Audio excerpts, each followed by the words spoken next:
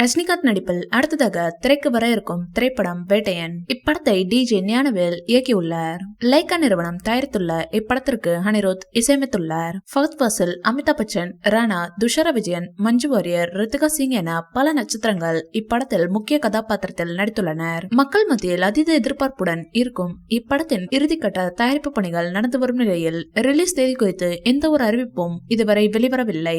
இந்த நிலையில் நடிகர் ரஜினிகாந்த் இப்படத்தின் ரிலீஸ் தேதி குறித்து பேசியுள்ளார். வேட்டையன் படத்தின் ஆடியோ விழா நேரு ஸ்டேடியத்தில் நடக்க உள்ளதாக தகவல் வெளியாகியுள்ளது.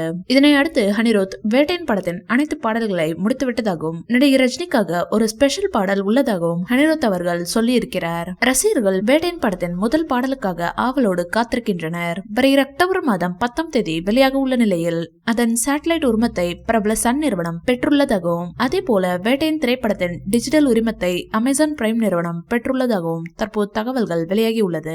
இந்த வீடியோ பிடிச்சிருந்தா லைக் பண்ணுங்க, ஷேர் பண்ணுங்க, எங்க சேனலை சப்ஸ்கிரைப் பண்ணுங்க.